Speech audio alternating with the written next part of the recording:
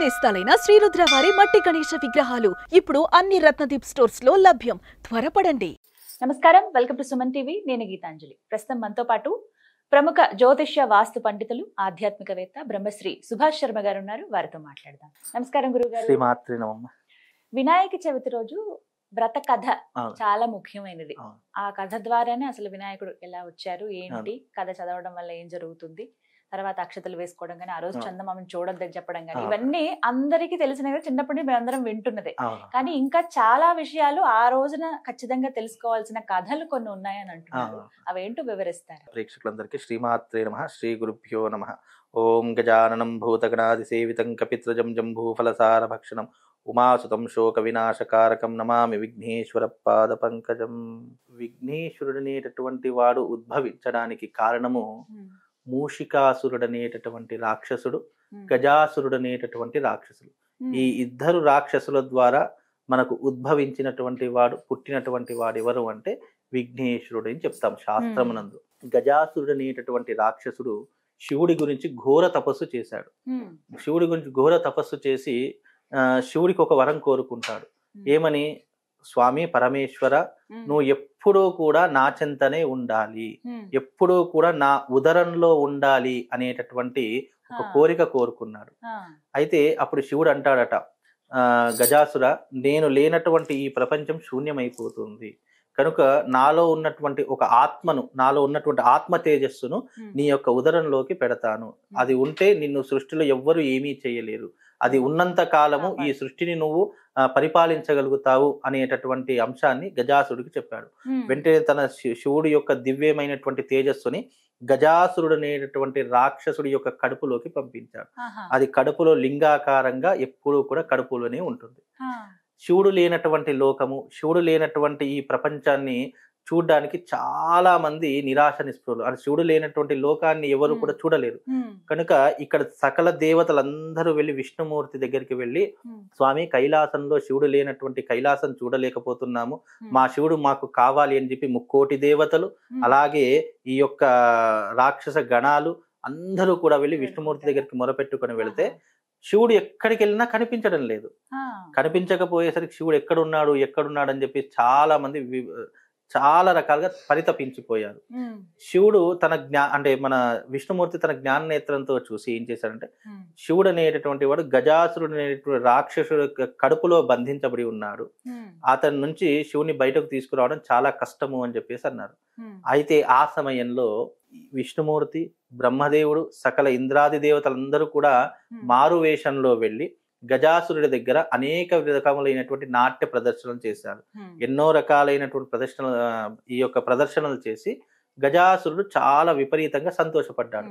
మీకేం కావాలో కోరుకో అని చెప్పేసి అన్నాడు. ఇక రాక్షసులైనా దేవతలైనా వాళ్ళకు ఉన్నటువంటి గొప్ప ఔన్నత్యం ఏంటంటే, ఏదైనా ఒకసారి మాట ఇచ్చారు అని అంటే దాన్ని తప్పకుండా నెరవేర్చాల్సిందే. అది రాక్షసులైనా మనుషులైనా ఎవరైనా సరే. అంటే మాటకు అంత ప్రాధాన్యం. ఇప్పుడు ప్రామిస్ అంటుంటాం చూసారా, అది ఎంత విలువైనది అని అంటే గనక ఒక్కసారి దాన్ని తప్పితే దాని యొక్క పాపం కూడా అనేక రకాలుగా అనుభవిస్తాం మనం. వాదన చేసేసాడు కాబట్టి ఇక్కడ మీకు ఏం కావాలో అనుకుని కోరుకోమన్నాడు.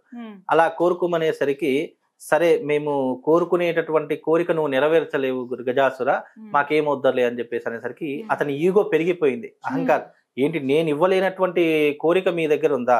మీరు ఏదైనా కోరుకోండి, నేను తప్పకుండా ఆ కోరిక నెరవేరుస్తానంటే అప్పుడు విష్ణుమూర్తి ఏం చేశాడు అని అంటే గనక, అయితే నీ కడుపులో దాచిపెట్టినటువంటి ఆ శివుణ్ణి మాకిచ్చేసేయమని అడుగుతారు. అలా అడిగేసరికి, ఆ మాట వినేసరికి ఆ యొక్క గజాసురుడు అనేటటువంటి రాక్షసుడు దిగ్భ్రాంతి చెందుతాడు. ఏంటి, నా కడుపులో ఉన్నటువంటి శివుడికి వీళ్ళకి ఎలా తెలుసు? ఇది సృష్టికే తెలియనటువంటి రహస్యం కదా అని అంటే అప్పుడు వాళ్ళందరూ వాళ్ళ యొక్క వేషాలన్నీ విప్పేసి నిజరూప దర్శనం ఇస్తారు. అప్పుడు అక్కడ అందరు బ్రహ్మదేవుడు, విష్ణుమూర్తి, ఇంద్రాది దేవతలు, అమ్మవారు, లక్ష్మి అందరు కనిపించేసరికి శివుడు ఏం చేస్తారంటే, శివుడికి అప్పుడు గజాసురుడు ససేంద్ర ఒప్పుకోలేదు, కానీ శివస్తోత్రం చేశారు. శివుణ్ణి బయటకు రప్పించాలని అనేక ప్రయత్నాలు చేశారు. ఇక ఇచ్చినటువంటి మాట అతను దాటినా శివుడు దాటలేడు కదా, కడుపును చీల్చుకొని శివుడు బయటకు ప్రత్యక్షమయ్యాడు.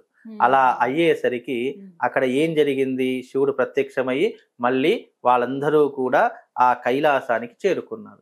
కైలాసంలో అప్పటికే పార్వతీదేవి స్నానం చేస్తుంది, చక్కగా నలుగు పిండి పెడుతుంది. ఆ నలుగు పిండితో చక్కగా విఘ్నేశ్వరుడి యొక్క ప్రతిమను చేసింది.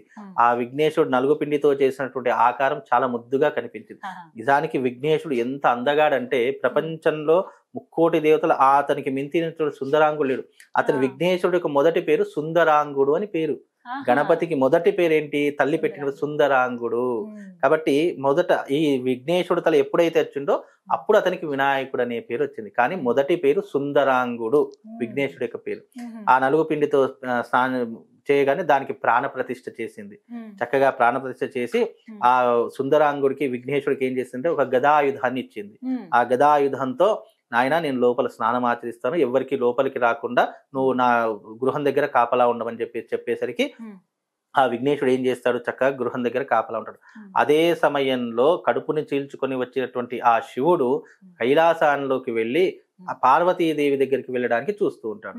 వెళ్ళేసరికి తన తండ్రి ఎవరో తనకు తెలియదు కదా, తల్లి మాత్రమే తెలుసు అప్పటి వరకు, తండ్రి ఎవరో తెలియదు. అసలు ఆ శివుడు ఎవరంటే కూడా అతనికి తెలియదు. అప్పుడే పుట్టాడు, అప్పుడే కాపలా కాస్తున్నాడు, అప్పుడే వచ్చినటువంటి ఆ శివుడితో నువ్వెవరు నాయన మా ఇంటికి రావడానికి, మా తల్లి స్నానం ఆచరిస్తుంది, అక్కడ కూర్చో కొద్దిసేపు అన్నాడు ఆ సుందరాంగుడు. అనేసరికి ఏంటి నేను ఎవరో తెలుసా, నువ్వు ఎవరైతే నాకేంటయ్యా, వెళ్ళి అక్కడ కూర్చో, మా తల్లి గారు ఎప్పుడు బయటకు వస్తే అప్పుడే నిన్ను లోపలికి పంపిస్తాను, అప్పటి వరకు అక్కడే. శివుడికి ఆగ్రహం, ఇక్కడ ఆగ్రహం వచ్చినటువంటి శివుడు కోపంతో కాసేపు ఆ బాలుని చూస్తే ఎవరికైనా ఏం కోపం రాదు, కానీ అప్పటికీ వాగ్వివాదం నడుస్తుంది ఇద్దరి మధ్యన. నడిచేసరికి నేను ఎవరో నీకు తెలుసా అంటే అప్పుడు ఆ నువ్వు ఎవరైతే నాకేంటి, నా తల్లిగారు నాకు ఒక మాట చెప్పారు, ఆ మాటను ఎవ్వరొచ్చినా కూడా నేను జవదాటను అని చెప్పేసరికి ఇద్దరికి వాగ్వివాదం నడిచింది. నాయన దారి వదులన్నా ముందరికి ఇలా వెళ్తున్నాడు, శివుని ఇలా పక్కకు తోసేస్తున్నాడు సుందరాంగుడు. అలా తోసేసరికి ఇక శివుడికి కోపం ఆగలేదు, తన త్రిశూలంతో ఆ సుందరాంగుడి యొక్క తలను ఖండించాడు. అదే సమయంలో పార్వతీదేవి బయటకు వచ్చింది. తన యొక్క పుత్రుడి యొక్క శిరస్సుని ఖండించడంతో చూసి ఆ పరాశక్తి అంటే పార్వతీదేవి ఆది పరాశక్తి యొక్క ఉగ్ర రూపాన్ని దాల్చింది. ఆ ఉగ్ర రూపం దాల్చేసరికి ప్రపంచమంతా అల్లకల్లోలమైంది, సముద్రాలన్నీ ఇంకిపోయాయి, పాడి పంటలన్నీ నాశనం అయిపోయాయి, పశుపక్షాదులన్నీ కూడా విలవిలా తలపిస్తున్నాయి. ప్రపంచంలో గాలి, నీరు, నిప్పు, భూమి ఏమీ లేకుండా కూడా మొత్తం శూన్యంగా మారిపోయింది. ఆ సమయంలో వచ్చినటువంటి ఆ యొక్క వికృతమైనటువంటి భూకంపాల ద్వారా పుట్టుకొచ్చినటువంటి ఆ ప్రళయ శక్తిని తట్టుకోవడం దేవతలకు సైతం వశం కాలేదు. ఇక ఆ సమయంలో ఆ అమ్మవారిని శాంతింపజేయడానికి పరమశివుడు ఏం చేశాడంటే, పార్వతీదేవి నువ్వు కాస్త విరమించుకొని యొక్క రూపాన్ని నువ్వు శాంతింపజేసుకో, తప్పకుండా నీ బాలుడు తిరిగి బ్రతుకుతాడు అనేటటువంటి విషయాన్ని చెప్పినాడు. ఆ విషయం చెప్పగానే పార్వతీదేవి మళ్ళీ సంతోషాలు మళ్ళీ శాంత స్వరూపాన్ని ధరించి నా కొడుకుని ఏం చేస్తారో నాకు తెలియదు, నన్ను బ్రతికించారు. అయితే ఇక్కడ దేవతలందరూ అనుకుంటున్నారట, ఒక్కసారి మరణించినటువంటి వ్యక్తికి ప్రాణం పోయడము అంత చిన్న విషయం కాదు అని చెప్పేసి వాళ్ళు మాట్లాడుకుంటున్నారు. అయితే అప్పుడు గజాసురుడు అనేటటువంటి రాక్షసుడు శివుడికి ఒక వరం అడుగుతాడు ఎప్పుడు కడుపులోంచి బయటకు వచ్చిన తర్వాత. ఏమని, స్వామి నీ భాగ్యము నాకు కొన్ని రోజులు కూడా దక్కలేదు కదా, నాకు ఈ చివరి కాల సమయంలో నాకు నీ నుంచి ఒక వరం కావాలి. అప్పటికే ఆ శివుడు బయటకు వచ్చినాడు, అప్పటికే జాలి చూపిస్తున్నాడు. ప్రపంచంలో ఎప్పుడైనా చూడండి, మనకు రాక్షసులకు సైతము మానవుడు ఎంత చెడ్డవాడు కానివ్వండి, శివ అన్న వెంటనే కరుణించేటటువంటి వాడు భక్తవ శంకరుడు ఒక్కడే.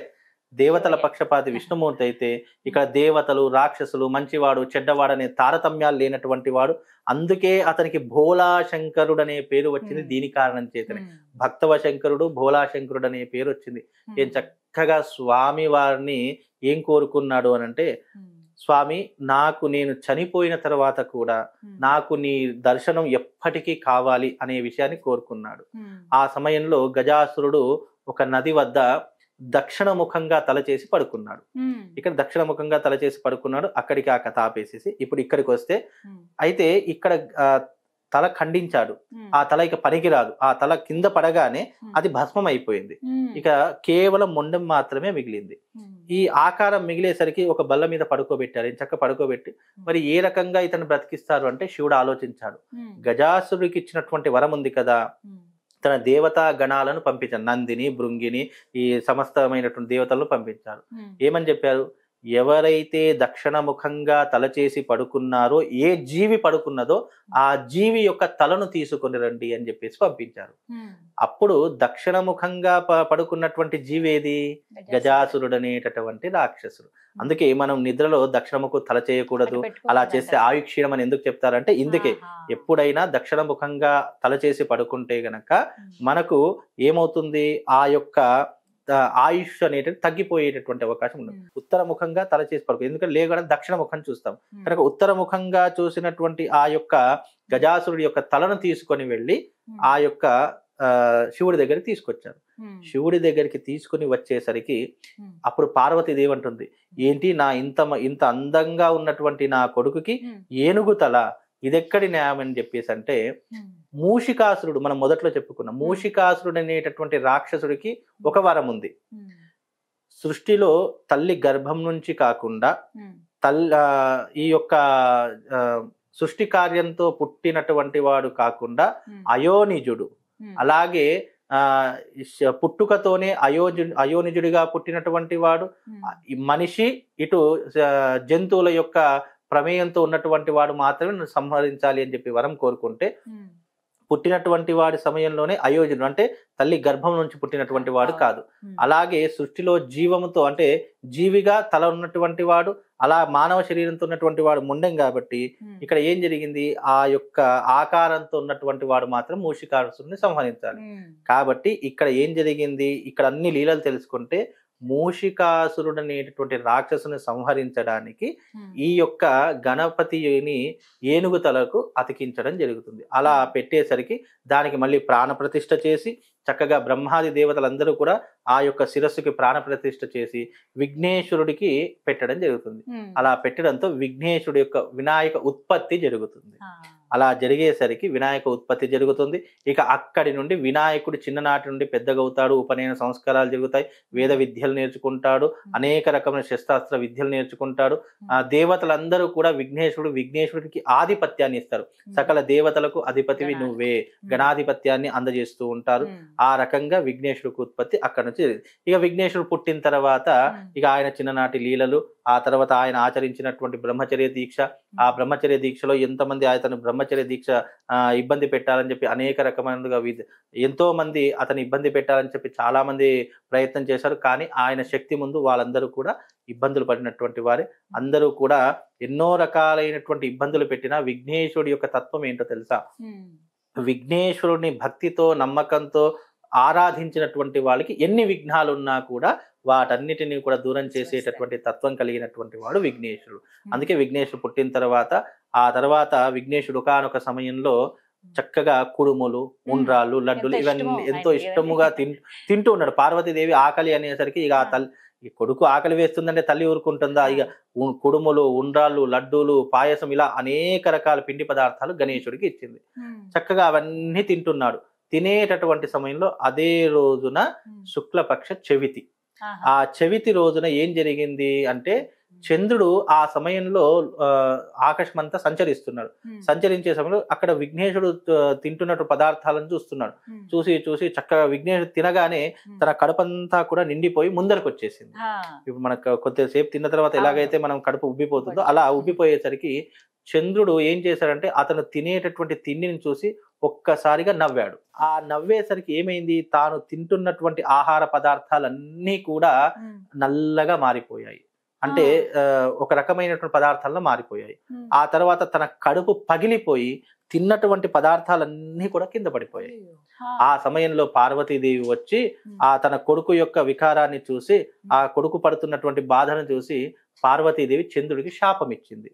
ఓరి చంద్ర, నీవు నా పుత్రుడు తినగా చూసినావు కనుక నిన్ను ఎవ్వరూ చూసినా కూడా నేటి నుండి నీలాప నిందలు తప్పవు, వాళ్ళు చెయ్యనటువంటి తప్పులకు కూడా నీలాప నిందలు అనుభవిస్తారు అనేటటువంటి విషయం గురించి ఆ ప్రస్తావన వచ్చింది. అందుకే చంద్రుడు అయితే చంద్రుడు ఏం చేస్తాడు? వెంటనే శివుడి దగ్గరికి వెళ్ళి, స్వామి నాకు ఈ రకంగా శాపానికి గురయ్యాను, నా శాపానికి విముక్తి చూపించండి అని చెప్పేసి అంటే అప్పుడు 15 రోజులు క్షీణచంద్రుడిగా 15 పూర్ణచంద్రుడిగా ఉంటాడు.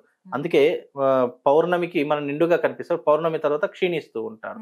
ఆ తర్వాత అతన్ని చూసినటువంటి వారు ఈ చవితి రోజు ఎవరైతే చూస్తారో వాళ్ళకి నీలాప నిందలు తప్పవని చెప్పి పార్వతీదేవి నాకు శాపం ఇచ్చింది స్వామి అని అంటే, ఎవరైతే విఘ్నేశ్వరుని చూసి నువ్వు నవ్వావు కదా, అదే విఘ్నేశ్వరుణ్ణి చవితి రోజున ఎవరైతే పూజించి ఆ అక్షతలు తలపై చల్లుకుంటారో వాళ్ళకు నీలాప నిందలు రావు అని చెప్తూ ఉంటారు.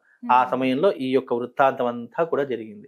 ఆ తర్వాత ఎంతో మంది చవితి రోజున చంద్రుని చూసి ఋషులు ఎంతో మంది చంద్రుని చూసి నీలాప నిందలు పొందినారు. ఆ తర్వాత దాని గురించి విఘ్నేశ్వరుడు యొక్క వృత్తాంతం గురించి తెలుసుకొని విఘ్నేశ్వరుడు వ్రతం చేసి నీలాప నిందల నుంచి బయటపడ్డారు. అలాగే శ్రీకృష్ణుడు శమంతకమణి యొక్క అపహరించాడని చెప్పేసి నీలాప నింద పడింది. మళ్ళీ జాంబవంత్ పాలలో చూస్తే అలాగే ఆ శ్రీకృష్ణుడు తెలియనటువంటిది ఏం లేదు. కాకపోతే శ్రీకృష్ణుడి యొక్క వృత్తాంతంలో కూడా ఏం జరిగిందంటే, శ్రీకృష్ణుడు అనేటటువంటి దేవుడు కాబట్టి అతని లీలలు అన్నీ తెలుసు కాబట్టి తన మీద పడ్డటువంటి నింద ఏదైతే ఉంటుందో ఆ నిందను తొలగించుకున్నాడు. ఆ శమంతకమని మళ్ళీ సంపాదించి మళ్ళీ రాజ్యంలోకి అప్పచెప్పేసి తన యొక్క కార్యక్రమాన్ని నెరవేర్చుకున్నాడు. కానీ ఋషులందరూ కూడా వచ్చి కృష్ణుడి దగ్గరికి వచ్చి అడుగుతున్నారట, స్వామి నీవంటే భగవంతుడవు, ముల్లోకాలనేటువంటి జగద్రక్షకుడవు, మరి నీవంటే తప్పించుకున్నావు, మరి మాలాంటి సామాన్యమైనటువంటి మనుషులకు ఎలా అని అంటే, అప్పుడు ఆ కృష్ణుడు అంటాడట, ఎప్పుడైతే మీరు శుక్లపక్ష చవితి వస్తుందో కృష్ణపక్ష చవితి వస్తుందో ఆ సమయంలో చవితి రోజున విఘ్నేశ్వరుడు యొక్క కథా వృత్తాంతాన్ని అంతటినీ విని పూజ చేసి చక్కగా ఆ అక్షతలను మీరు తలపైన వేసుకుంటే నీలాప నిందలు మీకే కాదు ఎవ్వరికైనా కలగవు, కనుక ఈ వ్రతాన్ని ఆచరించండి అని చెప్పేసి వినాయకుడి యొక్క ఉత్పత్తి ఈ కథ అంతా కూడా ఈ వినాయక చవితి రోజు విన్నా చదివినా ఎవరైనా వ్రతం చేయుచుండగా అక్కడికి ఉండి కూర్చొని చూసిన నీలాప నిందలు రాకుండా విఘ్నేశుడు వాళ్ళకు సంపూర్ణమైనటువంటి అనుగ్రహాన్ని కలిగిస్తాడు. అందుకే వినాయకుడి యొక్క ఉత్పత్తి అనేటటువంటిది రాక్షస సంహార కోసం జరిగింది. ఇక్కడ ఏ భగవంతుడైనా ఉద్భవించాడంటే అది లోక కళ్యాణం కోసమే తప్ప తాము స్వయంగా ఏదో గొప్పతనాలు చెప్పుకోవడానికో కాదు. మీరు ఏ చరిత్ర తీసుకున్నా ఏ పురాణం తీసుకున్నా అది చిట్ట చివరికి వచ్చేసరికి చిట్ట చివరి పేజీలో ఏముంటుందంటే అది లోక కళ్యాణం కోసమే. ఈ మిగతావన్నీ కూడా జరిగినటువంటి సంఘటనలు కానీ ఆ దేవుడి వృత్తాంతంలో జరిగినటువంటి మంచి చెడులు కానీ అది మానవాళికి భవిష్యత్తు తరాలకు ఈ రకంగా చేస్తే ఏమవుతుంది అని ఒక తెలుసుకోవడానికి ఇచ్చినటువంటి అర్థమే తప్ప కొంతమంది వితండవాదం ఏం చేస్తారు అని అంటే, భగవంతుడే సురాపానం తీసుకున్నాడు మనం తీసుకోవడం ఏం తప్పు, శ్రీమద్ భాగవతంలో భగవంతుడే జూదమాడాడు మనం ఆడితే ఏం తప్పు. కానీ ఇక్కడ సురాపానం తీసుకోవడం వల్ల ఎంతమంది నష్టపోయారో దానికి అన్ని చరిత్రలు ఉన్నాయి. నువ్వు జూదమాడడం వల్ల ధర్మరాజంతటి వాడే ఓడిపోయి రాజ్యాన్ని కోల్పోయాడు, ఆఫ్టర్ ఆల్ మనం ఎంత. ఇలా దాంట్లో ఉన్నటువంటి మంచిని మర్చిపోయి చెడునే తీసుకుంటున్నారు. వాడే ఆడాడు నేను ఆడితే తప్పే, ఇలా చెడుని ఎక్కువగా తీసుకుంటున్నారు తప్ప మంచిని ఎవరు తీసుకోరు. భగవంతుడి యొక్క లీలలో చిట్ట చివరికి వచ్చేసరికి అది నీ కోసమే చేశాడని ఎప్పుడైతే నువ్వు అర్థం చేసుకుంటావో అప్పుడు నీ జన్మ తరిస్తుంది. ఈ వినాయక ఉత్పత్తి కూడా అంతే. ఇదంతా కూడా రాక్షసుల నుండి చెడు నుంచి మనల్ని రక్షించడానికి భగవంతుడు ఏర్పరిచినటువంటి పురాణమే. ఇదంతా మనం అర్థం చేసుకుంటే గణపతి యొక్క అనుగ్రహం తప్పకుండా మనకు లాభం చేకూరుతుంది, మన కుటుంబానికి అంతటికీ కూడా శుభము లాభము రెండు కూడా చేకూరుతాయమ్మా. చక్కగా వివరించారు గురుగారు. నమస్కారం అండి.